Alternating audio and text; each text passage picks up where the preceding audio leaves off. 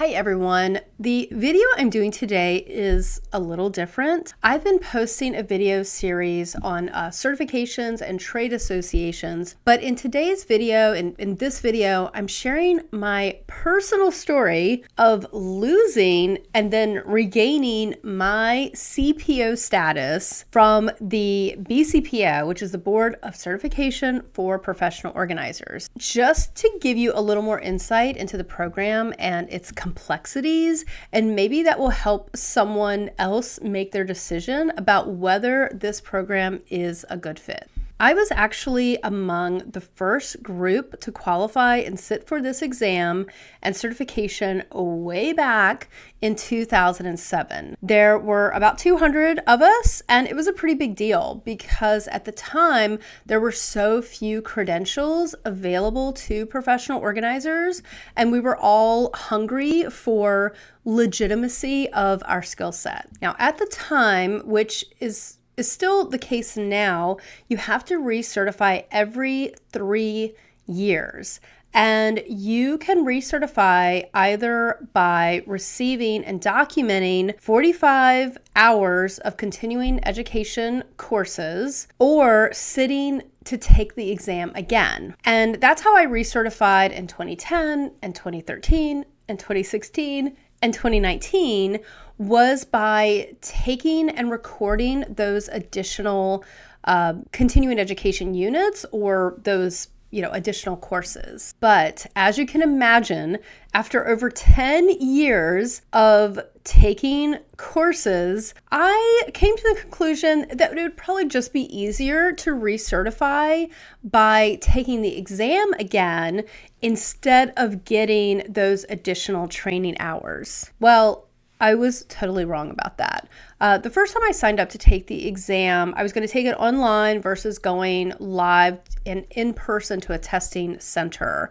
And you have to book so far in advance that, of course, the day of my certification, I ended up being on the road filming an episode of Hoarders. I remember this very specifically because it was the Bob episode in season 15 in St. Louis, which is an absolutely amazing house and probably my favorite house that I ever got to work in. But I only had my tablet with me, and I was trying to connect with the testing facilitator because they actually need to examine your surroundings and the space where you're working. And for some reason, my tablet I just wasn't able to do that with my tablet. So they allowed me to reschedule when I was back home with my laptop. Now, thankfully, I was not traveling during the next designated testing window. But of course, during that time, my camera would not work on my laptop, which is the same problem that I've been having, which has prevented me from going live on YouTube. And even sitting for half an hour and working with their tech support, we could not get my laptop and the camera to sort of sync up with the software that I had to use during the time I was taking the test. Honestly, at this point, I was close to giving up because my CPO status had expired because so many months have gone by while I'm trying to take this test. But thankfully, the nice staff at BCPO reached out and gave me another chance to sit for the exam in person at a testing center in my area. But unfortunately, I had to pay another fee. I think it was maybe a reinstatement fee, and that was on top of the $450 fee that I had to pay just to take the exam. Thankfully, I was not working out of town when the test date came around. And let me tell you, I did pass that exam on the first try, but I was nervous. Like it's no joke. It's actually quite academic. So if you're going to sit for the exam, definitely take the prep course, study the handbook. And, this isn't just a test about like color coding or where to buy organizing containers.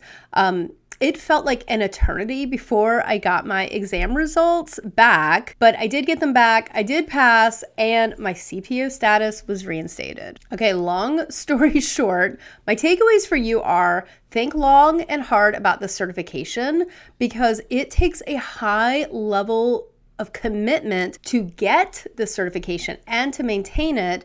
And in my opinion, taking courses to fulfill those continuing education units is far easier and less complicated than sitting for the exam again. You'll still need to start with working hours. You need 1,000 working hours to even qualify to sit for the initial exam for the CPO designation. When I sat for it, it was 1,500 hours, I think over 3 years. And now they've changed that, but please check the handbook, check the website. I believe now it's 1,000 hours over 5 years. Now, I fully expect a comment on this video to say something like, this sounds really complicated. Can't I just take organizing jobs on the weekend or work this as a side hustle without any training or certification? And I have to tell you, I know many organizers who are not certified, but I do recommend that you take some training and make a commitment to organizing as a career and a legitimate business, because I've seen too many people dip a toe in this career and, get in over their heads really fast because they didn't understand the complications behind why their clients struggle with organization. And when they fail, when the client fails, the organizer takes it personally and thinks that they are not good at their job and they quit. I do not want this to happen to you. I propose a track like this.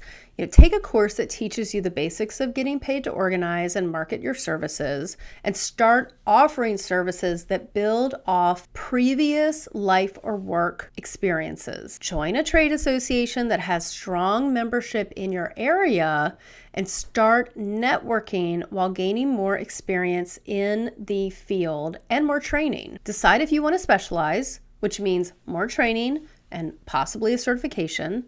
And of course, if you need any guidance sorting all of that out and coming up with a plan that works within your timeline and budget, you can schedule a coach call with me, and I'll leave that link in the description of this video. If you missed any of the videos in this series, click the links here to check them out. Please like and subscribe for more videos on decluttering, downsizing, and the business of organizing. Thanks for watching, and I'll see you next time.